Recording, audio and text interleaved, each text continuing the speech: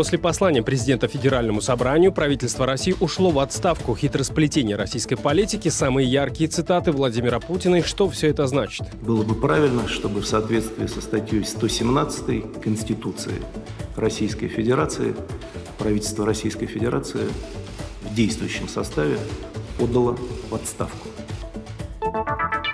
Новый доклад Human Rights Watch. Китай стал главным нарушителем прав человека в 2019 году во всем мире. Тотальная слежка за гражданами, преследование неугодных и усиление репрессий. Ситуация в странах Центральной Азии тоже далека от идеальной. В этом году мы ожидаем шаги со стороны ООН, международных мусульманских организаций, которые помогут улучшить ситуацию с правами человека в Синьцзяне. Новые кадры запуска 2 ракет по украинскому Боингу вблизи Тегерана появились в интернете. Специалисты верифицировали видео. Самолет был атакован с военной базы недалеко от иранской столицы. В стране не прекращаются антиправительственные протесты. Военные опоздали с объявлением новостей. Им следует извиниться, если тон в разговоре с людьми был неуместен. В прямом эфире информационная программа «Настоящее время Азия» в бишкекской студии. Я Шавкат Тургаев. Здравствуйте. Новость последнего часа. Правительство России подало в отставку. Об этом сообщил глава правительства Дмитрий Медведев. Отставка произошла через несколько часов после оглашения президентом России Владимиром Путиным послания к Федеральному собранию. Речь Владимира Путина длилась примерно 1 час 7 минут. В большей степени глава России говорила о внутренних проблемах страны. В частности, Путин назвал угрозой демографии низкий доход населения. Он предложил продлить программу «Материнский капитал». Он отметил, что нужно выплачивать деньги уже с рождением первого ребенка. При этом выплаты будут выше. Кроме того, Путин заявил о бесплатном питании для учеников младших классов, открытии новых детских садов, увеличении количества бюджетных мест в вузах страны. Президент России поставил задачу обеспечить по всей стране бесплатный доступ к социально значимым отечественным интернет-сервисам. Для этого он предложил подготовить проект «Доступный интернет». Особое внимание в послании занимает внесение поправок в Конституцию страны. Путин предложил обсудить поправку в Конституции, которая закрепит приоритет основного закона в российском правовом пространстве. По его мнению, это изменение позволит гарантировать безусловный суверенитет российского народа. Еще одна поправка касается госуправления, которая усилит роль и полномочия Государственной Думы при формировании правительства. Как обстоит дело сейчас? В соответствии со статьей 111 и 112 Конституции Российской Федерации президент лишь получает согласие Государственной Думы на назначение председателя правительства России, а затем уже сам назначает и главу кабинета, и его заместителей, и всех министров. Предлагаю изменить этот порядок и доверить Государственной Думе не просто согласование, а утверждение кандидатуры председателя правительства Российской Федерации. А затем, по его представлению, по представлению председателя правительства, всех вице-премьеров и федеральных министров. При этом президент будет обязан назначить их на должность, то есть будет не вправе отклонить утвержденные парламентом кандидатуры соответствующих должностных лиц. Еще одна поправка по предложению Путина должна запретить губернаторам, сенаторам, депутатам Госдумы, премьеру, вице-премьерам и министрам и другим высокопоставленным чиновникам иметь иностранное гражданство, вид на жительство, который позволяет постоянно проживать в другой стране. Также Путин считает, что нужно внести ограничения гражданам России, которые пожелают стать президентом России. Еще более жесткие требования должны предъявляться к лицам, претендующим на должность президента Российской Федерации. Предлагаю здесь закрепить требования о постоянном проживании на территории России не менее 25 лет, а также отсутствие иностранного гражданства или вида на жительство в другом государстве. Причем не только на момент участия в выборах, но и когда бы то ни было ранее. Путин отметил, что поправки, которые предстоит обсуждать, не затрагивают фундаментальных основ Конституции, поэтому могли бы быть утверждены парламентом. Но вместе с тем предлагаемые изменения, по его мнению, касаются существенных реформ в политической системе России, поэтому Путин предложил провести всенародное голосование по всему пакету поправок. Об отставке правительства России поговорим подробнее. С нами на связи политолог Аббас Галямов. Здравствуйте, господин Галямов. У меня несколько простых вопросов. Первый. Почему правительство России подало в отставку? Нам остается только гадать. Ничего внятного ни правительство, ни президент нам по этому поводу не сказали. Те объяснения, которые предложил Медведев, абсолютно формальные, они несущностные и ничего не объясняют. И это заставляет меня предположить, что все это случилось спонтанно, не запланировано. То есть, понимаете, в Кремле работают профессионалы, и они понимают, что такую неоднозначную вещь, как отставка правительства, которая может быть проинтерпретирована как в плюс, так и в минус, нельзя давать без собственной интерпретации. В Кремле это прекрасно понимают, и тем не менее они это сделали. Они дали это без своей интерпретации. Но я не понимаю, почему. Видимо, единственное логическое объяснение – это то, что они сами не были к этому готовы. Они не были готовы к этому шагу. Заметили, когда Путин рассказывал о будущем Медведева, он сказал, значит, хочу назначить его заместителем председателя Совбеза, если для этого потребуется, если юристы посчитают, что нужно внести для этого какие-то изменения в правовые нормы, я готов это сделать. То есть получается, что Путин не посоветовался с юристами заранее, то есть заключения юристов у него нет. То есть решение принимается в колеса, во всяком случае так это выглядит. Можно ли считать, что началась реструктуризация российской власти? Ну, конечно, очевидно, что-то происходит. Смотрите, возможно, два варианта. Первый – чисто политическая ситуативная реакция на падающие рейтинги, на растущий негатив.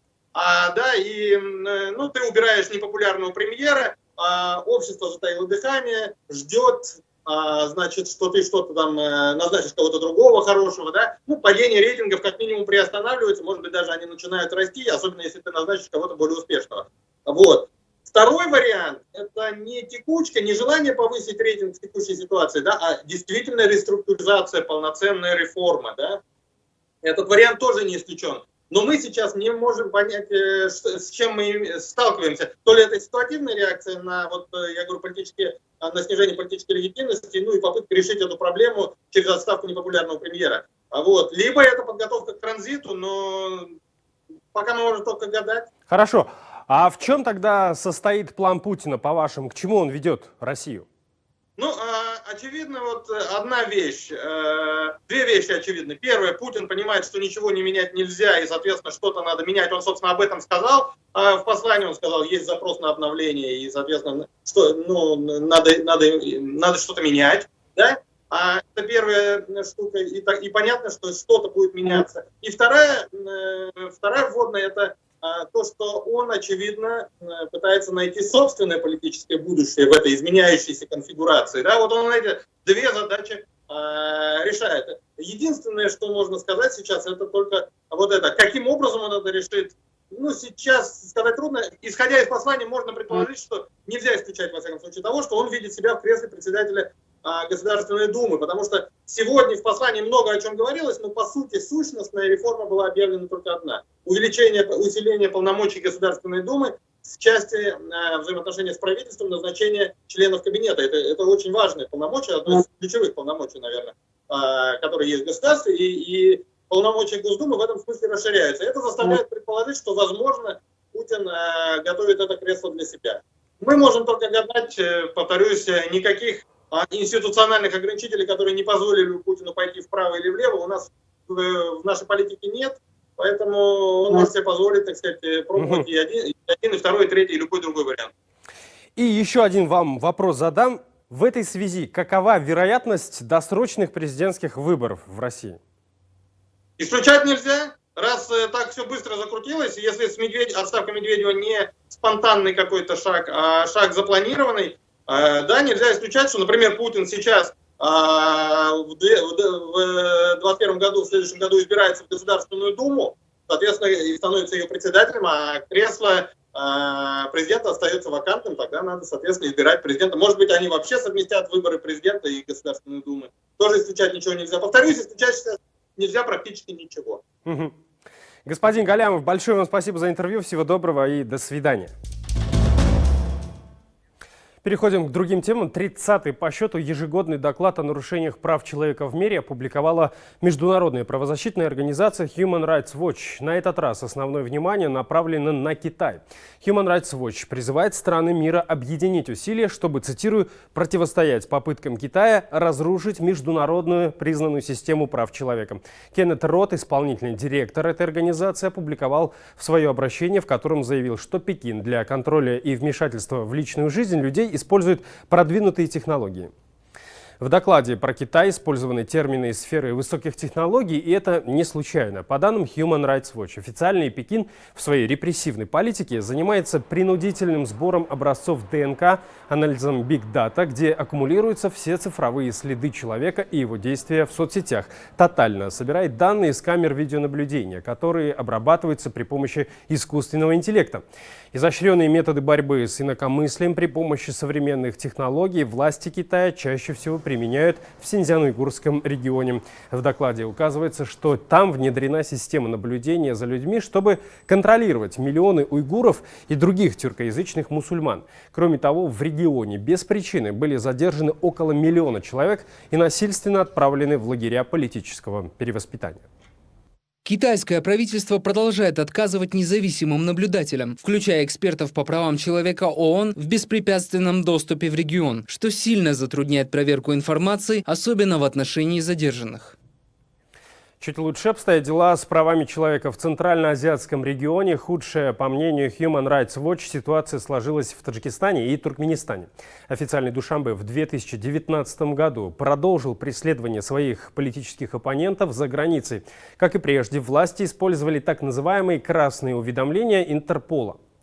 Помимо этого, таджикистанские силовики также неоднократно приходили к оставшимся в Таджикистане родным политических активистов и беженцев, которые уехали из страны, и требовали повлиять на их возвращение на родину. По данным Human Rights Watch, за неполный год из-за частого применения пыток в тюрьмах и следственных изоляторах в колониях в Фуджанде и в Вахдаде вспыхнули беспорядки.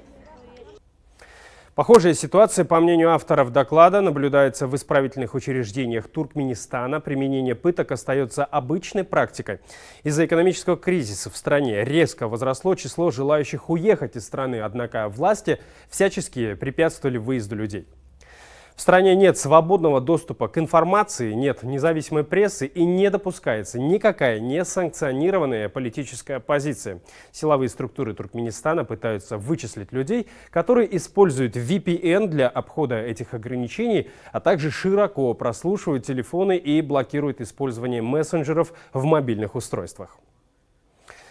В 3 других странах эксперты Human Rights Watch отмечают продолжение прошлогодних тенденций. В Казахстане власти продолжили препятствовать проведению мирных протестов и арестовывать участников митингов. В Узбекистане, несмотря на некоторые улучшения, в тюрьмах остаются тысячи людей, осужденных за религиозные убеждения. А вот в Кыргызстане власти по-прежнему игнорировали призывы международных организаций освободить правозащитника Азимджана Аскарова. Прокомментировать ситуацию с правами нацменьшинств в Китае и состояние дел в странах Центральной Азии мы попросили эксперта Human Rights Watch по этим регионам Хью Уильямса. Мы спросили правозащитника о влиянии широкой критики и кампании ряда западных стран против репрессивной политики Пекина в Синьцзян-Уйгурском автономном районе. Не только западные, но и множество других стран в 2019 году выражали свою озабоченность положением дел в Китае. Властям Китая пришлось публично находить оправдание своим действиям, при этом их реакция была враждебной. Я считаю важным, что во всем мире уровень осведомленности о происходящем в Китае в 2019 году поднялся. В этом году мы ожидаем шаги со стороны ООН, международных мусульманских организаций, которые помогут улучшить ситуацию с правами человека в Синьцзяне. Хью Уильямс также рассказал нам об экспорте китайских технологий, тотального контроля за гражданами в странах Центральной Азии. По его мнению, эта тенденция вызывает беспокойство правозащитников. Экспорт этих технологий Китаем в страны Центральной Азии уже вызывает беспокойство и, возможно, приведет к ухудшению ситуации с правами человека в регионе. Данные о людях собираются без их согласия и их контроля. Отсутствует прозрачность в коммерческих соглашениях. Властям стран Центральной Азии нужно обговаривать с Китаем, что все коммерческие действия будут прозрачными, что вся собранная информация не будет передаваться в Китай. Также этот вопрос должен выноситься на публичное обсуждение. По словам представителя Human Rights Watch, в регионе больше всего вызывает беспокойство ситуация с правами человека в Таджикистане. Начиная с 2015 года власти выбрали тактику репрессий в отношении оппозиции и в минувшем году усилили контроль за своими гражданами за рубежом. В 2019-м власти Таджикистана также усилили контроль за своими гражданами, пребывающими за рубежом. Политические деятели не раз пытались экстрадировать их обратно на родину, чтобы те предстали перед судом. Важно, чтобы другие государства, например, страны Евросоюза, США, Канада и другие, обращали больше внимания на Таджикистан. Это очень важная страна в регионе, бедная страна. Ситуация с правами человека настолько серьезная, что требует пристального внимания в 2020 году. Говоря об Узбекистане, Хью Уильямс указал на необходимость предоставления местному населению свободного доступа к информации. Правозащитник считает, что власти, объявив о реформах, все же выборочно открывают доступ к независимым СМИ. Властям Узбекистана необходимо предоставлять открытую информацию для своих граждан, чтобы они были информированы о том, что происходит в самой стране и за ее пределами. Я не могу знать точно, почему они применяют данную стратегию, но подозреваю, что они верят, что улучшат свой имидж и отношения с населением, если будут держать некоторые сайты доступными в какие-то периоды. Но тем не менее, они считают, что им также необходимо контролировать эту сферу, как в случае с Радио Свобода. Правительству Узбекистана нужно отказаться от этой тактики и позволить своим гражданам знакомиться со всей информацией. Мы продолжаем нашу программу. Появилось новое видео момента попадания ракеты в украинский Боинг в Иране. Его опубликовало американское издание New York Times. В то же время официальный Киев просит Тегеран передать черные ящики для расшифровки. Ответа пока нет. В Иране продолжаются антиправительственные митинги. Продолжит Вениамин Трубачев. Это видео снято камерами наблюдения. На нем виден запуск сначала одной ракеты, которая попадает предположительно в самолет, а через 30 секунд в Боинг попадает еще одна ракета. Эти кадры с комментариями опубликовала New York Times. Журналисты с помощью специалистов смогли верифицировать это видео. Ракеты были запущены с военной базы, которая находится недалеко от аэропорта. Президент Ирана Хасан Рухани призвал виновных в трагедии публично извиниться. Военные опоздали с объявлением новостей. Им следует извиниться, если тон в разговоре с людьми был неуместен. Мы всегда должны прямо извиняться перед людьми при необходимости. В Украине офис генерального прокурора и службы безопасности страны обратились к Ирану с запросом о передаче украинским следователям бортовых самописцев. В обращении говорится, что украинская сторона принимает все меры для обеспечения надлежащей расшифровки черных ящиков и сохранения доказательств расследования обстоятельств авиакатастрофы. Президент Украины Владимир Зеленский и премьер-министр Канады Джастин Трюдо будут координировать свои действия в связи с катастрофой самолета. Об этом они договорились во время телефонного разговора. В результате крушения погибли 11 украинцев и 57 граждан Канады. Сейчас проходит процедура идентификации тел. Всего погибли 176 человек, все пассажиры и члены экипажа. Напомню, что 8 января самолет международных авиалиний Украины потерпел крушение недалеко от аэропорта Тегерана.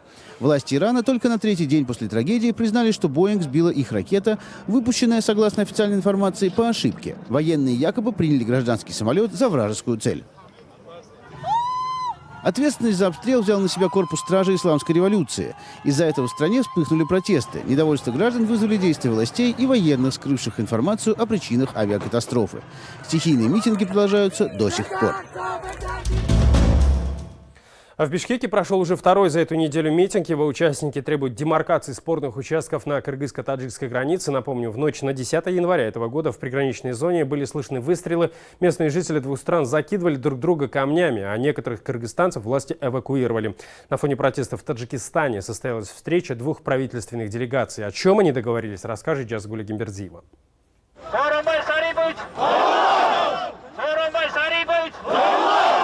Митингующие сегодня собрались возле администрации президента и потребовали встречи с главой государства Сооронбаем Жээнбековым. Правда, никто к ним так и не вышел.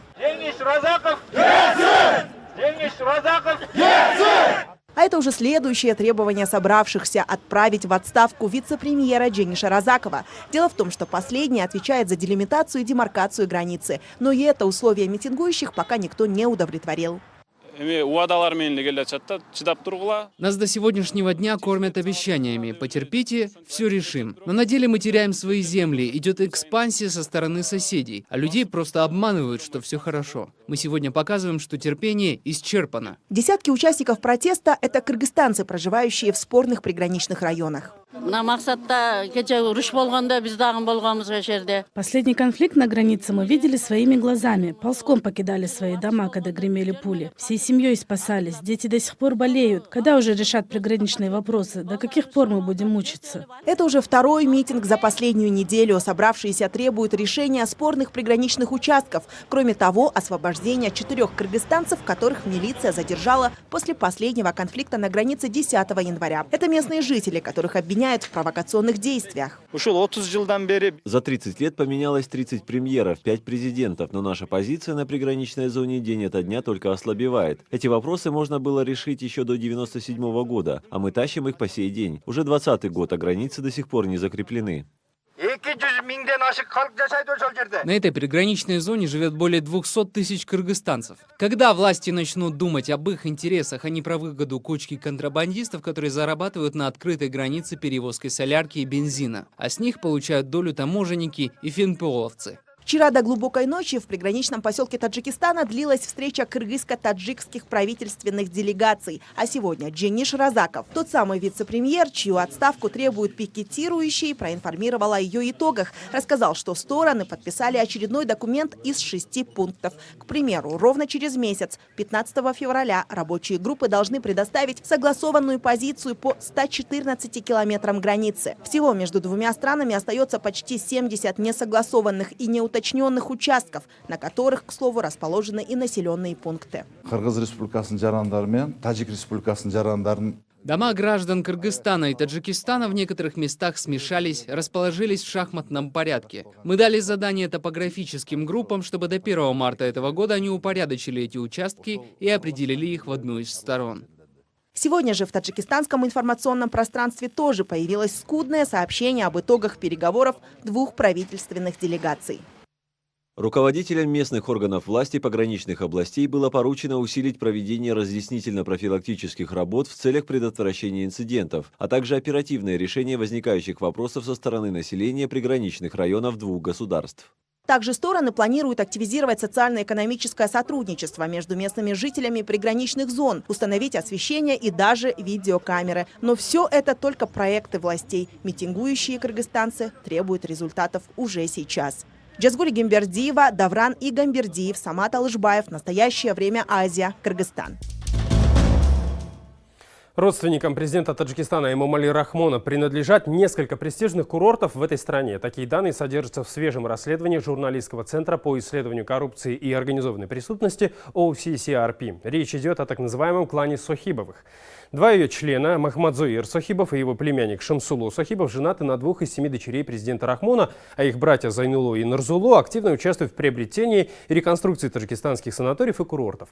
40-летний Шамсулу Сохибов контролирует компанию «Фароз». В 2015 году «Фароз» с большой скидкой приобрела права на земли под единственный в Таджикистане горнолыжный курорт Сафед-Дара. В 2018 году правительство одобрило пакет налоговых льгот для туристической отрасли, в том числе для этого горнолыжного курорта. Нарзулу Сохибов возглавляет компанию «Самон Сукт». Именно она в 2015 году приватизировала престижный санаторий «Зумрат» на севере Таджикистана. Курорт славится своими минеральными источниками и лечебной грязью на всю Центральную Азию. В 2019 году президент Рахмон освободил компанию и санаторий от уплат налогов на ввозимые для реконструкции стройматериалы. С родственниками Рахмона оказался связан также Шамбари. Это еще один лечебно-оздоровительный курорт Таджикистана с богатой историей. Как и «Зумрат», курорт Шамбари указами Рахмона был освобожден от импортных пошлин на ввоз из-за границы строительных и отделочных материалов. Сотрудники курорта рассказывают, что Махмадзоир Сохибов, муж старшей дочери президента Рахмона, регулярно приезжает в «Зумрат» и Шамбари, чтобы следить за ходом ремонтных работ. Это были все новости, о которых мы хотели вам рассказать. Смотрите нас в социальных сетях, в эфире своих национальных телеканалов и в прямом эфире круглосуточного телеканала «Настоящее время» в Ютубе. 24 часа в сутки, 7 дней в неделю. Ну а мы встретимся с вами завтра в это же время. Всего доброго, до встречи.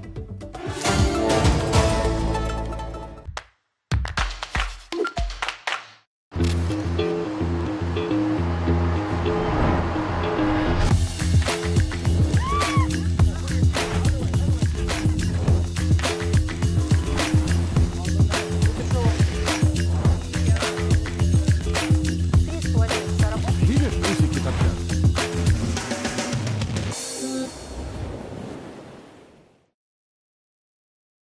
рассказывали, почему вы согласились сниматься.